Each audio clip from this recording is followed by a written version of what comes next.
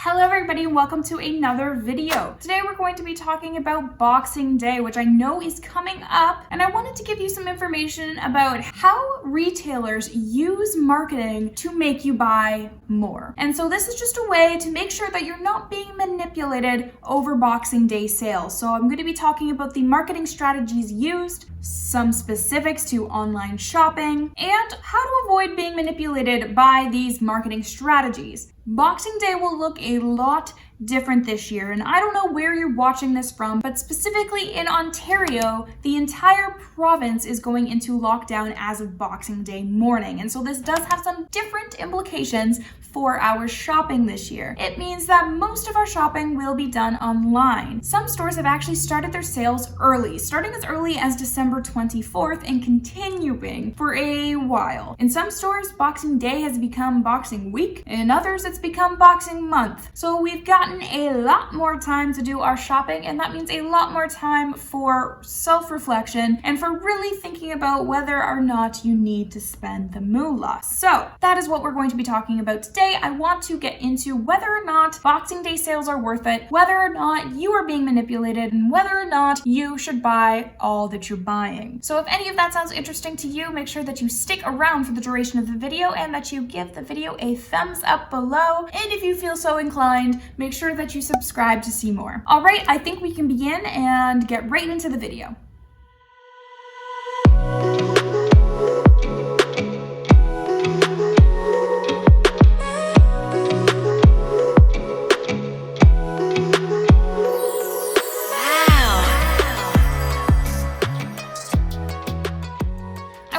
By focusing on the marketing strategies used by a lot of retailers. And first, you may have noticed that a lot of the times, online retailers will offer you free shipping once you've spent a certain amount of money. And now this is not to cover the cost of shipping, it's to get you to spend more money. Everybody hates paying for shipping because it feels like wasted money. And so for a lot of people, they'd much rather spend the money they would have on shipping on actual products that they will receive. However, there is something that a lot of retailers don't tell you. A lot of online retailers specific to big box stores will actually have an option where you can have your product shipped to a local store for free. So this gives you an opportunity to not spend that extra money and to just get your product shipped to a local store that you could probably drive to in under half an hour and save a lot of money and also not have to pay for shipping. So that's just a quick tip to spend a little bit less with online shopping. Number 2 is oftentimes you'll see that they recommend items once you have finished putting items into your shopping cart. And they actually got this idea from in-store shopping. A lot of the times when you go up to the cashier, there's a lot of lower cost items up at the front that are pretty tempting to buy. But the reality is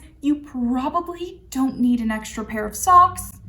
But a lot of the times it works. And that's what they're trying to do in online shopping, is that little recommended section that pops up right before you finish checking out at your cart is for you to make some impulse buys, which we'll be talking about later on in the video. Number 3 and 4 are somewhat connected, and their connection is seen with the limited warning that they put on their products. First, you'll see that there are limited items in stock. Now, this totally might be true. Please don't think that they're lying when they say this, but they're specifically mentioning it to create urgency. They'll also do this another way by sometimes when you're clicking on the product, they'll say that Angela B from Arkansas has this in her cart as well. And they're just trying to create urgency, which leads to impulse buying, which is not great as a shopper, but is great as a retailer. Number 4 is that you often have a limited time to hold things in your shopping cart. And again, this is to create a sense of urgency that you need to buy now. A quick tip with this one is a lot of the times once you've already made an account for your checkout and you put everything in your cart that you want and then you just exit out of that page, a lot of the times you'll get an email from the company a day later telling you that your shopping cart is still full, and if you are planning to buy it, they'll give you an extra % off. Sometimes it's 10%, I've seen it up to 20%. So it is just another way to get a little bit of additional savings. Now, I'm not sure if this would happen happen with Boxing Day, and specific to the fact that a lot of items might be getting out of stock during Boxing Day, you might not want to use that strategy now, but it's good for in future use. Sometimes you just gotta leave stuff in your cart for a little bit.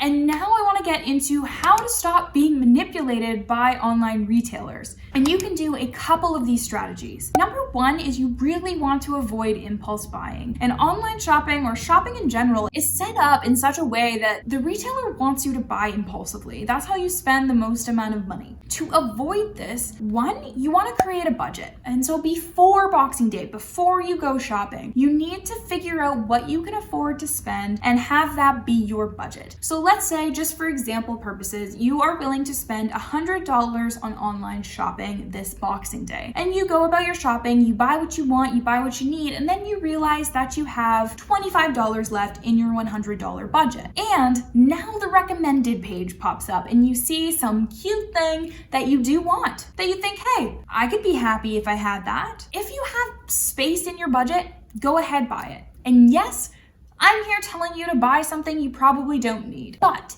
it probably will help you to stop spending money, to get off the site, to stop online shopping because you've already splurged just a little bit and it's still within your budget. And that's the key thing here, is it's okay to have a budget with a little bit of wiggle room. But if you allow yourself to spend a little bit and you've accounted for that little bit, you're way less likely to spend a lot of money later. Number two is another tip to limit your impulse buying. So what you want to do is calculate the item's cost in amount of time. And so what this means is, if you have a job where you make $20 an hour, just for example's sake, and the item you are wanting to buy is $400, one way that you can get out of the emotional side of buying is to actually start to calculate how many hours of work it would take to buy that item. And so for this example, it accounts to 20 hours of work. For some people, if you are working full time, that's about half of your work week for this item. If that's worth it, go ahead and buy it. That's cool. Or if you're a part-time worker, this might be 1.5 weeks of your work. That is a lot of time that you may not want to spend on one item. But if you decide it's worth it, again, go ahead and buy it. But essentially what you're doing is you're getting out of the emotional mindset and getting into a more rational and practical mindset. And if you can make buys or purchases within that more practical mindset, then you're not impulsively buying anymore. Then it's okay and justified to spend the amount of money if you can logically think about why it is okay to do so. The second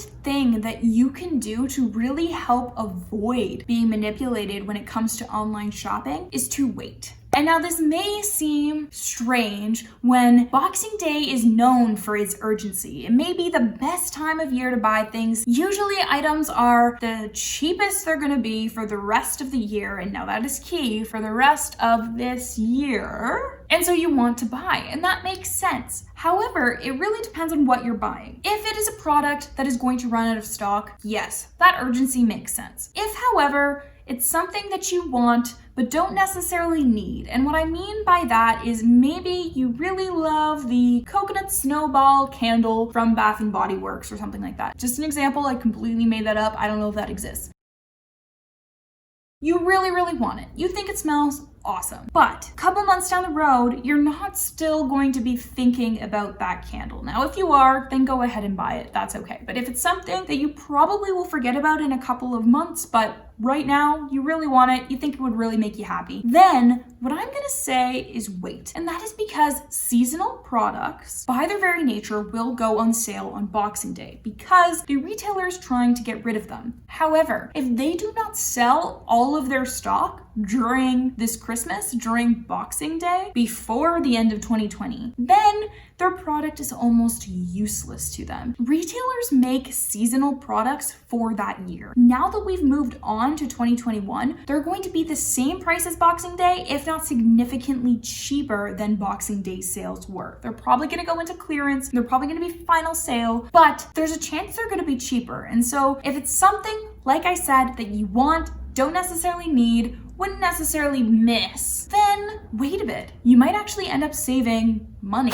Okay, so that actually wraps up my video on how to stop being manipulated by retailers this holiday season. I do want to give just a quick PSA before we stop here, and that is this. If you are buying something that you do not want and you do not need, but it is 70% off. What you are doing is spending 30% more than you should be. And so saving money on a purchase that you shouldn't have made is not saving money. It's just spending unnecessarily. Now, if you want to treat yourself and it's something you like and it's something that's going to make you happy, that's awesome. Go right ahead. That is not what we're talking about. I'm talking about when you're going up to the H&M cashier and you see unicorn socks on display and they're only $2 and you think, wow, socks for $2, that's a great deal. I have to buy those. My best guess is you don't need unicorn socks and you might not even wear them. But stores are designed in such a way to get people to buy products that they don't want or need, but are good deals. And for some reason that triggers something in our brain that we need to buy it. But the truth is you probably don't. So save that $2, go buy a coffee from Tim Hortons and maybe a Timbit, because that will probably make you happier than unicorn socks. And so to wrap up this video, I truly believe that if you are conscious about your spending, you try to be rational rather than emotional or impulsive when buying products, then Boxing Day sales are an excellent excuse for buying something you want but don't necessarily need, and therefore treating yourself. So go ahead and buy that thing that you want so very badly. 2020 has been rough and you deserve to be happy. Happy sales hunting, everyone. Stay safe for the rest of the year, and I'll see you again on Monday.